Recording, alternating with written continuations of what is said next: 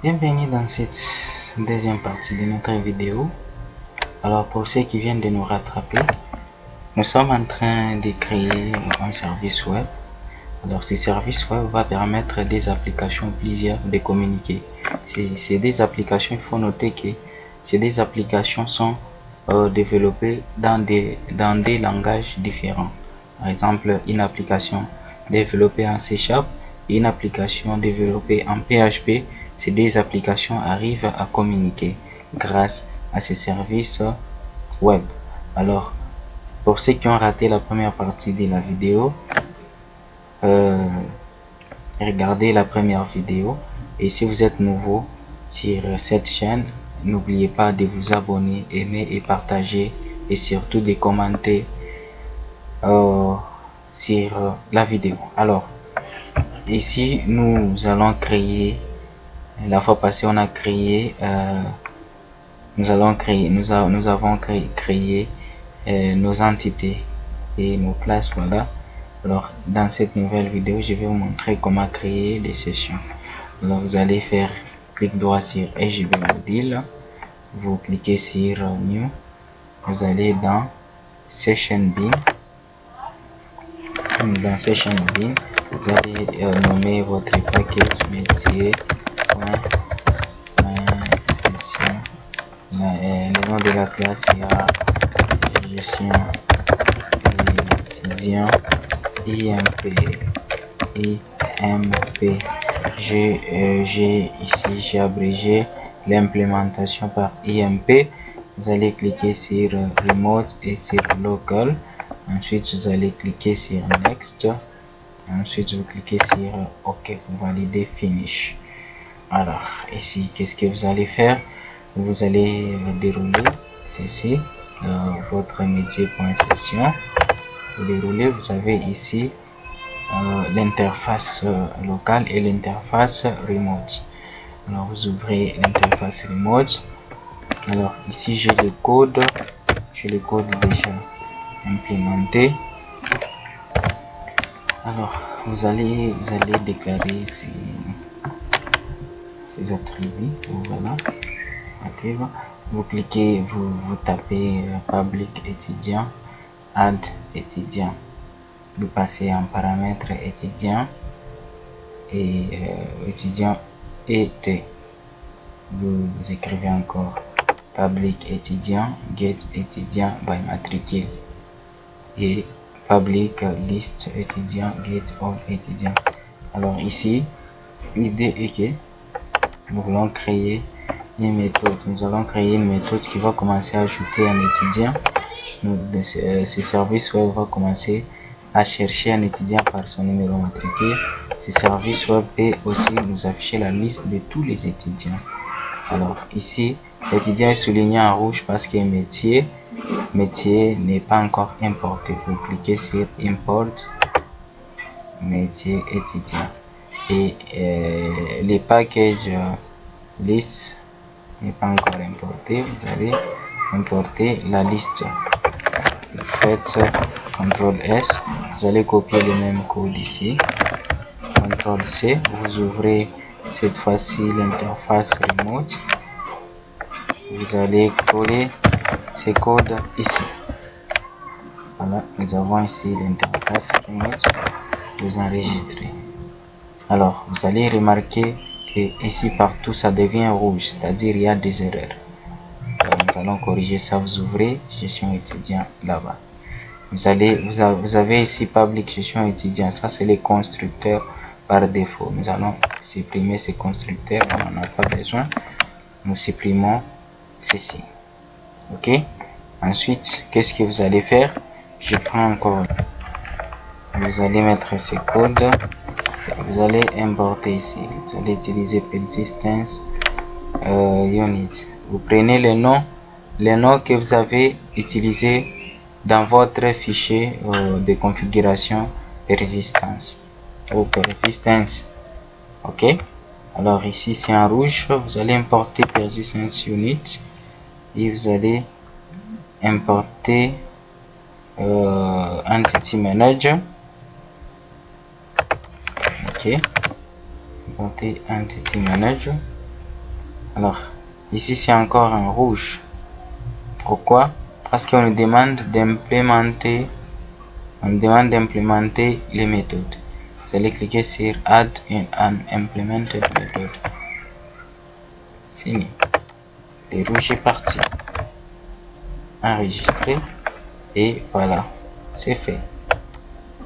Alors, ici pour ajouter l'étudiant, comment nous allons ajouter un étudiant? Pour ajouter un étudiant, nous allons utiliser cette clause persist. Vous allez utiliser la clause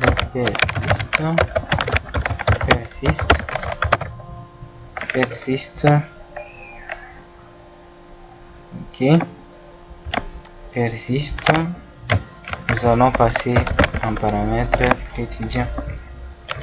Nous voulons enregistrer un étudiant.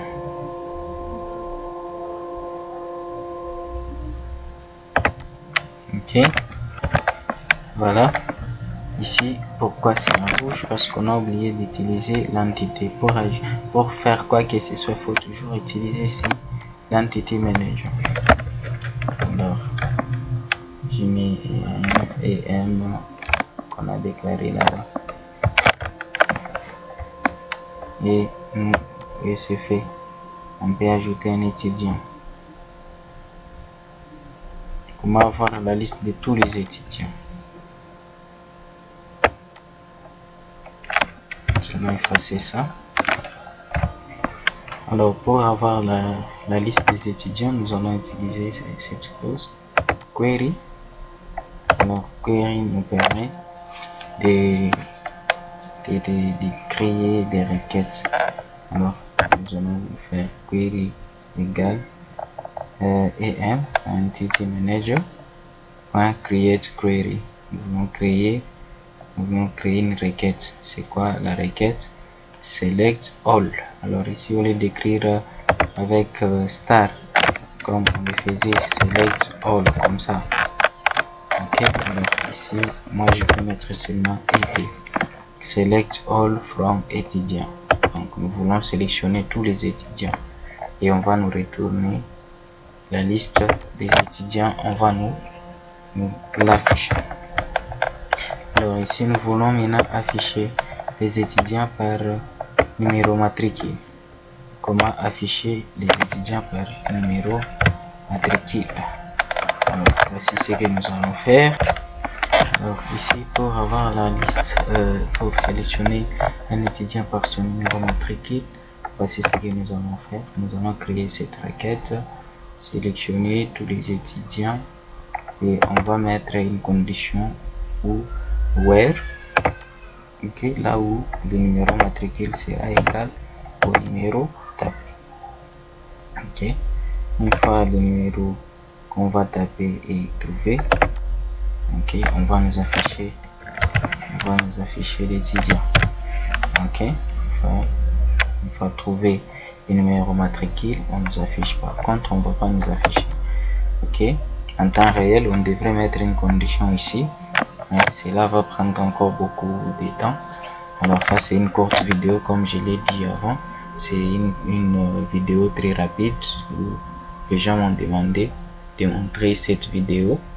Ok, alors qu'est-ce que nous allons faire? Je déclare un objet ici ok, je déclare un objet et find comme étudiant, trouver étudiant égal, je passe maintenant la requête résultat de la liste .get, là où on va trouver les numéros tapés et puis on va nous retourner ce numéro là et l'étudiant. Voilà. Alors ici, ce sont là les trois méthodes qu'on a créées pour le moment. Alors je crois on a fini avec les premiers projets de création des projets EJB. Alors ça, c'est la deuxième partie. Nous avons l'erreur ici, comment corriger l'erreur.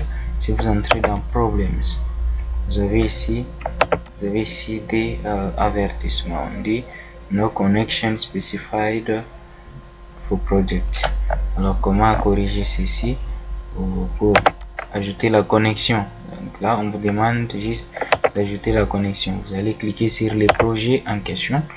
Gestion étudiant EGB, vous cliquez sur ces projets, vous faites clic droit, vous cliquez sur propriété, vous cliquez sur GPA. Une fois cliqué sur GPA, ok, vous allez sur connection.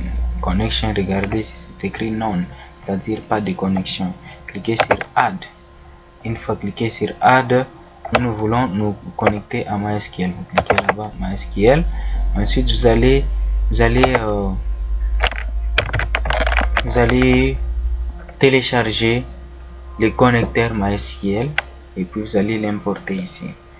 Ok, comment l'importer? Vous allez cliquer sur add, vous allez défiler, chercher là où vous avez mis votre connecteur et vous validez.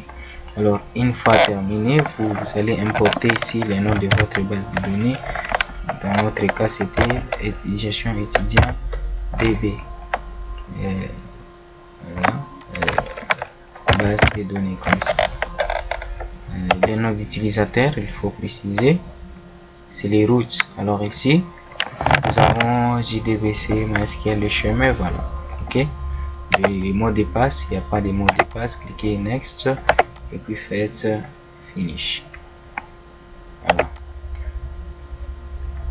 c'est trop rapide et le problème est résolu.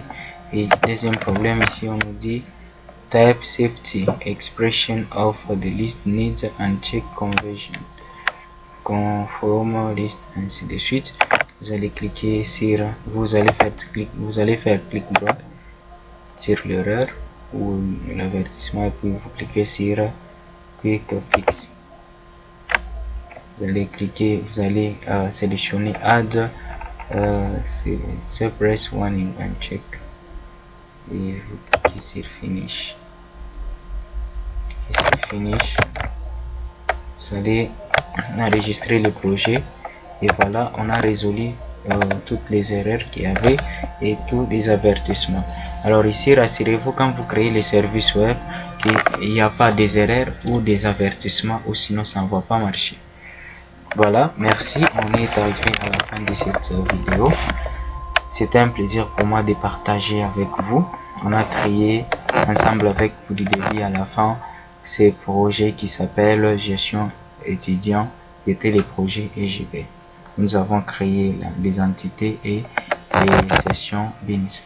Alors dans la prochaine vidéo, je vais vous montrer comment maintenant nous allons créer les projets web que nous allons maintenant déployer sur notre serveur ensemble avec ces packages. Nous allons créer un projet IRA, ok, et nous allons mettre les deux projets. Voilà, je vous laisse découvrir la suite dans la nouvelle vidéo.